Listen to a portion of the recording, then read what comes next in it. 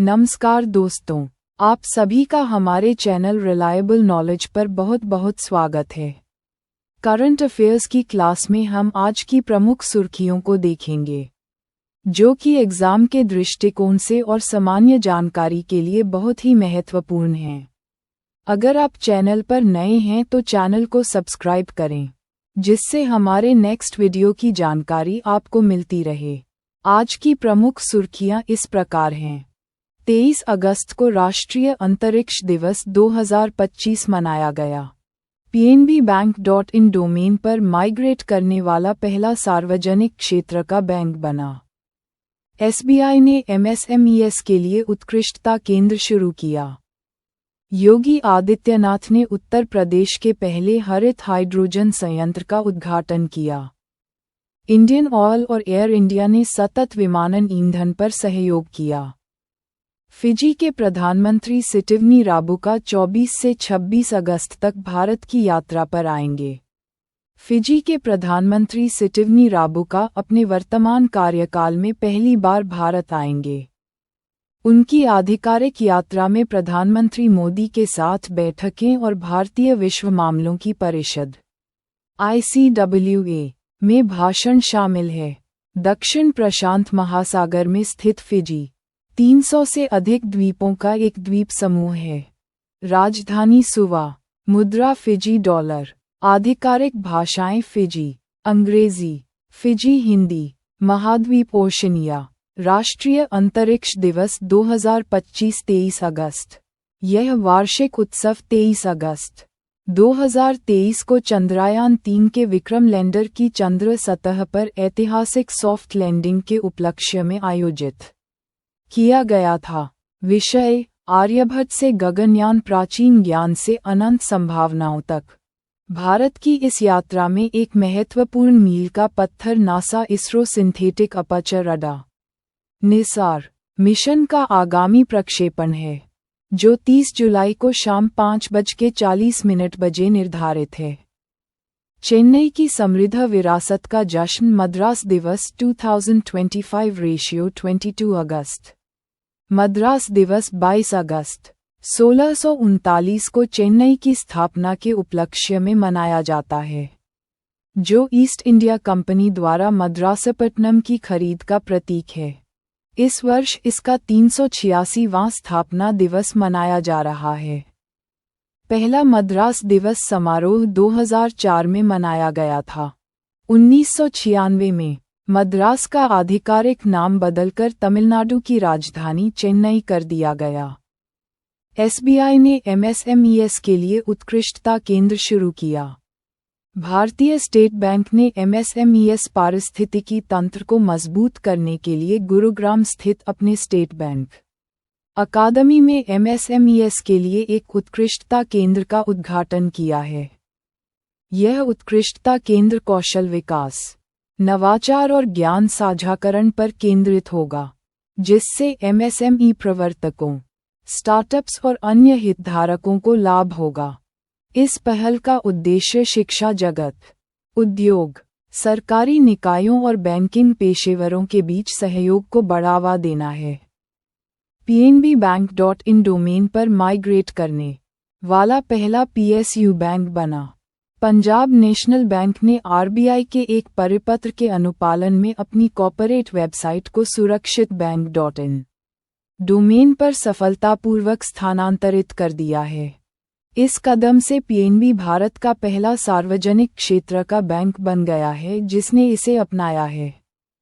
ये स्थानांतरण बैंकिंग प्रौद्योगिकी विकास एवं अनुसंधान संस्थान IDRBT द्वारा निर्देशित किया गया था। PNB के संस्थापक दयाल सिंह मजीठिया, लाला लाजपत राय MD एवं CEO अशोक चंद्रा। कोल इंडिया ने रेल अवसंरचना को बढ़ावा देने के लिए कोंकण रेलवे के साथ समझौता किया। कोल इंडिया लिमिटेड CIL ने कोयला परिवहन हेतु रेल अवसंरचना को बेहतर बनाने हेतु कोंकण रेलवे कॉर्पोरेशन लिमिटेड के साथ एक समझौते पर हस्ताक्षर किए हैं।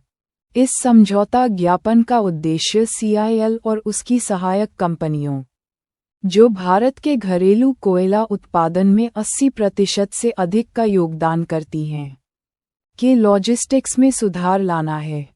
दोनों संगठनों के वरिष्ठ अधिकारियों ने कोलकाता में इस समझौते पर हस्ताक्षर किए। इंडियन ऑयल और एयर इंडिया ने टिकाऊ विमानन ईंधन पर सहयोग किया।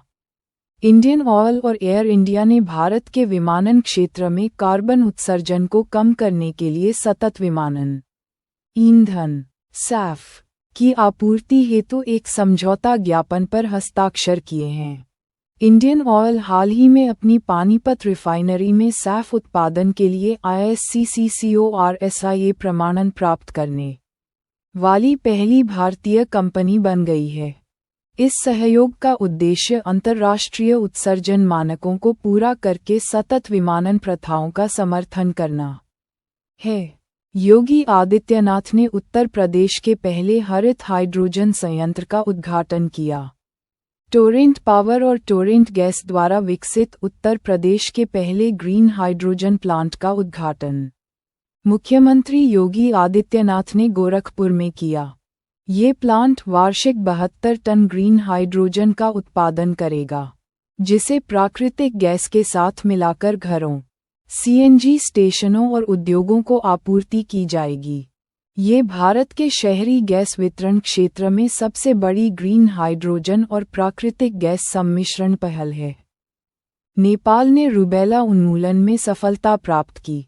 WHO ने मील का पत्थर स्थापित किया। नेपाल को रूबेला उन्मूलन के लिए सत्यापित किया गया है, जो विश्व स्वास्थ्य संगठन WHO के दक्षिण पूर्व एशिया क्षेत्र द्वारा 2026 तक खसरा और रूबेला को समाप्त करने के प्रयासों में एक महत्वपूर्ण उपलब्धि है। रूबेला या जर्मन खसरा एक संक्रामक वायरल संक्रमण है जो आमतौर पर बच्चों और वयस्कों में चकत्ते, बुखार और सूजी हुई लिम्फ नोड्स जैसे हल्के लक्षण पैदा करता है। खसरा, कंठमाला और रूबेला MMR टीके से इसकी प्रभावी रूप से रोकथाम की जा सकती है। अरुणाचल प्रदेश में कलाई सेकंड जलविद्युत परियोजना के लिए जन सुनवाई आयोजित। अरुणाचल प्रदेश प्रदूषण नियंत्रण बोर्ड ने अंजौ जिले में 1200 मेगावाट की कलाई सेकंड जलविद्युत परियोजना की पर्यावरणीय मंजूरी के लिए जन सुनवाई आयोजित की। 14,000 करोड़ रुपये के निवेश वाली इस परियोजना का लक्ष्य वार्षिक 318 करोड़ रुपये की निःशुल्क विद्युत उत्पन्न करना है। इस परियोजना का विकास और स्वामित्व THDC इंडिया लिमिटेड के पास है। प्रकार: यह एक नदी प्रवाह जलविद्युत परियोजना है जिसमें तालाब भी शामिल है। भारत 2025 की पहली छमाही में वाणिज्यिक पट्टे पर APAC क्षेत्र में अग्रणी रहेगा। 2025 की पहली छमाही में एशिया प्रशांत क्षेत्र में लीजिंग की 70% मांग और नए कार्यालय आपूर्ति का 48% भारत के पास होगा, जो इसे शीर्ष कार्यालय बाजार बनाता है।